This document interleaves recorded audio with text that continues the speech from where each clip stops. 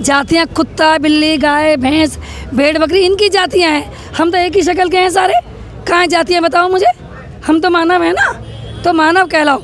और मैं सबसे यही कहना चाहूँगी कि कोई तुम्हारे से नाम पूछे, तुम्हारे माता पिता ने इतना बढ़िया नाम दिया है तो अपना नाम बताओ। ये टाइटल लगाना बंद करो, भाई यादव हूँ मैं, धोबी हूँ मैं, तेली हूँ मैं, दानक हूँ। नहीं, हम मानव है, सिर्फ इंसान है। अपना नाम बताओ। लगाने दो उन ब्राह्मणी व्यवस्था को, वही तो लगाते हैं, तिवारी, मिश्रा, ये उनको लगाने दो। हम जब तक ये टाइटल हटाएंगे तो हम आपस में भाई कहलाएंगे और हमें अपने इसको व्यवहार में लाना होगा। बात हो चुकी है, सवाल वही है मैम कि बहुजन समाज में भी जातिवाद नजर आने लग गया है। जी, वो जातिवाद इसलिए है क्योंकि उन्होंने तो एक बार बनाई है और वो जातियाँ नहीं थी, तो हमें अपना इतिहास पढ़ना पड़ेगा क्योंकि वो हमारे काम धंधे थे। क्योंकि जब मानव आदिकाल में था, एक मानव ही था, उसने धीरे धीरे पहले वो भी जंगल से ये पेड़ पत्ती के जो पौधे थे ये खाता था। बाद में उसने एक पत्थर से रगड़कर खोज की तो उसने मांस को भून कर खाना शुरू किया। फिर बाद में धीरे धीरे जैसे ही उसका विकास होता रहा तो वो सीधा हुआ, सीधा होकर उसने कपड़े पहनने सीख लिए, खाना सीख लिया।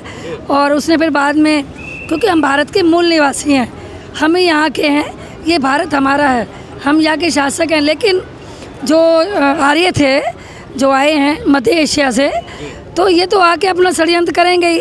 ये घोड़ों पे आए, छोटी छोटी नावों में आए, इन्होंने पैर पसार दिए। जो हमारे सही लोग थे, मूल निवासी, तो उनसे लड़ाई करी, हमारी बहन बेटियों को ले गए और खुद यहाँ जम गए और हमें एक जाति व्यवस्था में बांट दिया। हमारे पहले पशुपालन और खेती करना हमारे ये व्यवसाय होते थे। उसके बाद जैसे जैसे मानव की ज़रूरत पड़ी, जैसे किसी को कुल्हाड़ी की ज़रूरत पड़ी, फावड़े की ज़रूरत पड़ी खेती करने के लिए, तो कुम्हार आ गए हैं। लकड़ी के काम की ज़रूरत पड़ी, बड़े ही आ गए। अगर मानव अच्छे से रहेगा, उसको बाल भी कटवाने होंगे तो नाई आ गए। तो ये हमारे सब काम धंधे थे।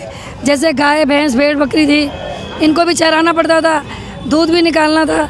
तो कहने करते मानव की जो भी ज़रूरतें थीं, उन ज़रूरतों को ये सब काम धंधे थे। तो आपके अनुसार जो बात हो चुकी है जातिवाद की, अब बात करते हैं कि एकता की। लेकिन जो कुछ चुनिंदा तिथियां हैं, जैसे कि 14 सितंबर की बात करते हैं, 23 सितंबर की बात करते हैं, आज के दिन 6 दिसंबर की बात करते हैं, इन्हीं में जो है बहुजन समाज एकत्रित नजर आता है। वैसे कहीं एकत्रित नहीं है ये। हाँ, ये बहुत बड़ा कारण है क्योंकि वो जागरूक नहीं है।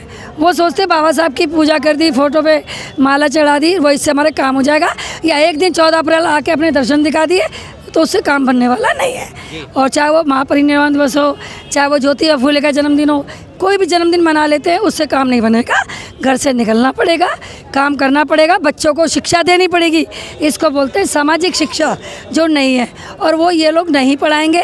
एनसीईआरटी की किताबों में हमारे महापुरुषों का कहीं जिक्र नहीं है। इसलिए हमारे लोग क्या है कि सोचते ये मना लो, काम होगा। नहीं, घर से निकल कर काम करो, एक एक व्यक्ति को जागरूक करो, बताओ कि इतिहास पढ़ो, किताबें पढ़ो। कैसे करेंगे एकत्रित लोगों को? एकत्रित करेंगे जब हम घर घर जाएंगे, तो इससे एकत्रित होंगे।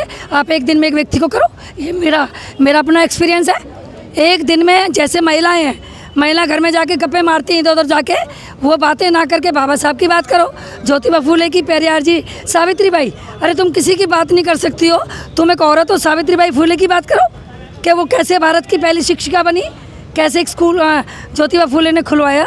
सबसे पहले एक लड़कियों के लिए स्कूल खुला था ना, जो ज्योतिबा फूले ने खोला, तो उसमें बात करो ना, अपने महापुरुषों की बात। ऐसा हो पाएगा, ये मेरा दृढ़ निश्चय है।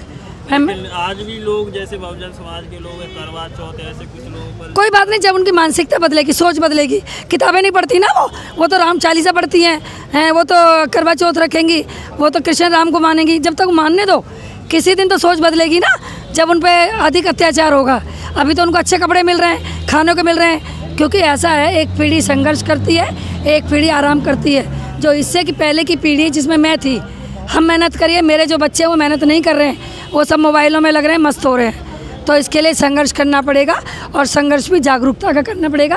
कोई गोरुला युद्ध नहीं करना, कोई डंडे लाठी लेके नहीं करना, बातों का, मानसिकता का, सोच का, विचारों का। महापुरुषों की किताब पढ़ो, गुलामगिरी। अगर किसी ने ज्योतिबा फूले की गुलामगिरी पढ़ ली, 10 दिन तक तो सोएगा ही नहीं। वो पढ़ो ना, उसमें जिसको भगवान परशुराम कहते हैं, महा दुष्ट था वो, महादुष्ट, उसको भगवान मानते हैं।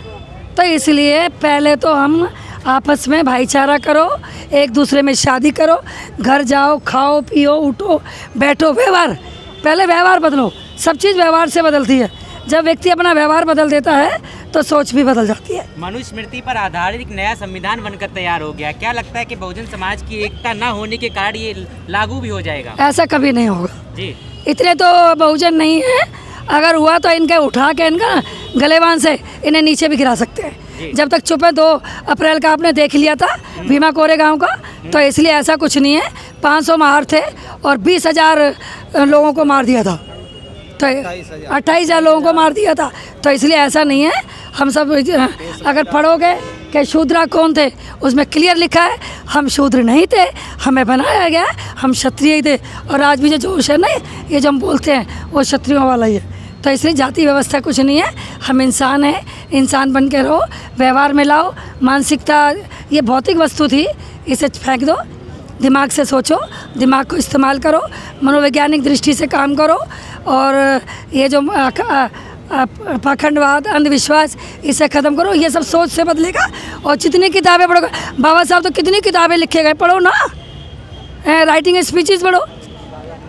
मैंने अभी पीछे सभी ये विचारों को सब नहीं मानते ना, ये घर का कसूर है। हाँ। और मैं सबसे ज़्यादा महिलाओं का कसूर मानती हूँ। हाँ। क्योंकि सावित्रीबाई फुले कहती हैं कि जो बच्चा होता है वो 14-15 वर्ष तक भी माँ के अंग से लगा रहता है। तो जो माँ सिखाएगी, कि पिता तो कमाने जाता है, वो तो कमा के पैसे दे दिए उस बेचारे ने, तो लेकिन घर को बनाने वाली महिला होती है। वो जैसा बच्चे को सिखाएगी, अगर वो कहेगी लाइब्रेरी जा तो लाइब्रेरी जाएगा, वो कहेगी मंदिर जाओ तो मंदिर जाएगा। बच्चों को भी आजकल यही सिखाया जाता है कि बच्चों जय जय बोलो, माता रानी की जय बोलो, शुरुआत से यही सिखाया जाता है। हाँ, तो औरतों की कमी है ना। हाँ। महिलाओं की कमी है, तो उन्हें पहले बदलना पड़ेगा। मानसिकता है, उनको भी उनकी सास ने बताया, उनकी माँ ने बताया, उनकी दादी ने बताया। तो पुराने लोगों की बातें छोड़ो, अब जो नई पीढ़ी की जो लड़कियां हैं वो थोड़ा समझो, और वो थोड़ा बच्चों को बताएंगे तो ज़रूर। हाँ, ये थोड़ा स्लो प्रोसेस है। देखो, राजनीति तो एक ऐसी चीज़ है, आनी जानी है, आज उसके पास कल किसके पास, उससे कुछ होने वाला नहीं है। जब क्योंकि बाबा साहब ने कहा था हम शासक हैं, इस देश के शासक बनना पड़ेगा।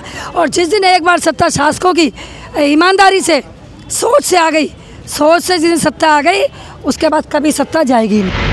अगर आपने अभी तक हमारा चैनल सब्सक्राइब नहीं किया है तो सब्सक्राइब करें और घंटी का बटन बिल्कुल भी दबाना ना भूलें, ताकि सभी लेटेस्ट खबरें पहुंच सकें आप पे सबसे पहले।